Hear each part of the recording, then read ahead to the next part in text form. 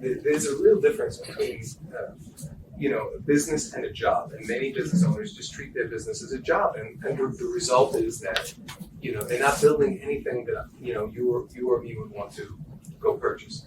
So the answer is planning. You got to plan. You've got to identify what your goals are. Have a sense of what you want to accomplish from your business. Map out a strategy to get there. If you don't have it, there are plenty of wonderful professionals to help you get there. Oh, talk about professionals. So you need good people around you. Guys, today I just want you to know I am selling nothing. I have nothing to sell to you. Absolutely zero. But the reason I'm here is I know that you need this information. And I know that at some point, even if it's not relevant to you, there's someone you know, there's a friend, there's an uncle, there's somebody who needs some guidance and needs an exit. But you've got to have a great team of advisors. And the key, the core, is your accountant, your attorney, and more now, the HR guy. You didn't have to raise your hand. I'm coming to you. HR is, I cannot tell you how important HR is today, because every single buyer, every buyer's attorney, let's not forget that we have attorneys on the other side. Every attorney wants to make sure we have HR compliance. We want to see every lawsuit. We want to see everything that has been going on. We need very strong HR to get companies transacted. I'm going to talk about mistakes, but you got to give yourself enough time. There really is a relationship between timing and price, right? If you need to get out tomorrow, you're going to sell for much less than if you have time and you have the ability to sustain. Don't assume your business has no value, and don't assume your business has tremendous value. Let us tell you what the market is doing. How many people want me to go into the actual process? Because I know we have a timing thing. Oh, I'm getting the clock. Yeah. Okay, so I touched on very briefly that there's two processes. The most typical process is, how a buyer researches a business, and then ultimately they make an offer, which is called an LOI, how they validate financials. So we guide the buyers and we help the sellers through all of this. What drives value? All right, how do I move the needle? How do I make my company a little bit more valuable? So I spoke to Rick about this. We have this tool. It's called the Sellability Score, and I'll go into it in a little bit. But you can actually get a report out of this, which many advisors, many business consultants charge in the neighborhood of $3,000 to $5,000 for. Anyone who goes through and takes this assessment and does this will get their report at no charge, zero cost. What is this report? What is this tool? It's simply a set of questions that have been asked to over 20,000 business owners who have sold their companies. And the algorithms are in there, and they look at the responses to the questions and they compare them to your questions. So if you want to get a gauge of how you're doing compared to other people who have sold, I use this tool just to start the conversation, just to get business owners just thinking about, what does my business look like right now?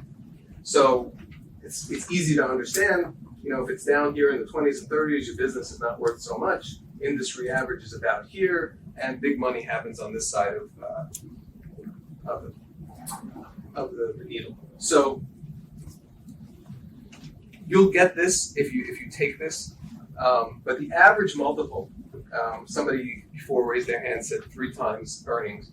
So the average multiple in this study was just under 4 times earnings, right? So whatever you take home, if you took home $100,000, you would get $376,000 for your business. That was the average.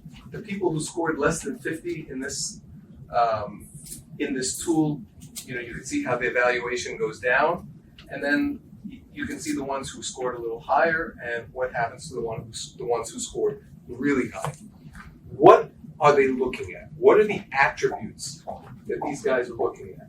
And in your handouts, I gave you these 8 attributes, so it's in your packets, so you have them, you can look over them, and if we meet one-on-one, I'll go through them in much more detail.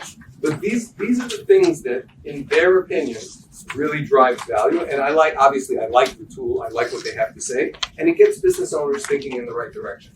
So financial performance, how well are you doing financially? growth? Are you in a growth industry, or are you in an industry that's going in the other direction? Pardon? Well, your business in that industry. As a whole? So it's looking like if you're in the business of making Rolodex cards, right? You're you're on the bottom of the scale. Okay? So how dependent is the business on any vendor or any customer or any individual employee? Is your business a cash maker or a cash sucker? Are you cash flow positive, or are you always chasing the money? Very important in the valuation. What kind of structure do you have on predictability of your revenue? Right? Recurring revenue, ladies and gentlemen. You hear people talk about it, but just for a second, let me give you the impact of recurring revenue. I have a friend who is in the most basic business you can ever imagine.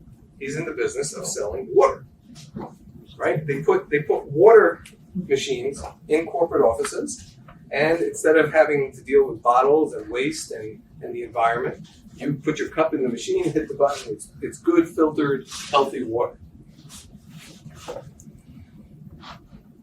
He's doing $3 million a year in revenue. He's probably earning $300,000. Call it 10% for the bottom line. Anybody want to take a guess at the offers that he's getting? And I don't have this listing. Every time I meet him, I want to slap him because he didn't come through me. He's getting this independent of me. Somebody take a guess. What's this company selling for? $2.5 million.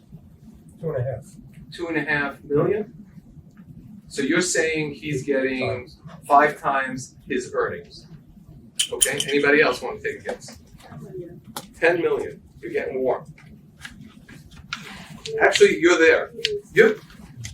She is not a plant, ladies and gentlemen. The right answer is a couple of times. Okay, so fast forward. This business is selling for 3 times revenue. Not even looking at earnings. It's being sold for $9 million. $9 million. Think about that. Just think about that for a second. Hold on. I have to focus here. So $9 million on $300,000 in earnings. Oh my God. Oh my God. Why? Because every machine that goes in the office has a contract. Every you know it's recurring, it's residual. You know exactly how much money is coming in every week, every month, every year. It's an unbelievable thing. And this is just also another. You don't have to have these insane businesses. You don't have to be the Uber to this breakthrough technology. You take a mundane business, doesn't get more mundane than water, and you find a way to put the attributes of a powerful company behind it, like recurring revenue. It's the predictability of the revenue, right? I work with Kensington. I have zero predictability. I don't know when my next deal is coming in, so I would score horribly on recurring revenue. There's nothing. I have a deal today. I don't have one tomorrow. So these are the things that matter. They look at are you dominant in your industry? Not, and then they look at customer satisfaction. And I love this one, the hub and spoke. This is simply, you think about the dry cleaners that are going out of business, and the ones that are really doing well. And it's a hub and spoke, right? So they take the operations, consolidate them into a hub, and you have spokes, retail outlets, consolidated into one kind of operation bucket. Great business model. By the way, that's the franchise model if you think about it. Why franchising is so powerful. All right, so the franchisor, his spokes are all the franchisees. It's an amazing business model. By the way, if you ever become a franchisor, probably one of my favorite business models out there.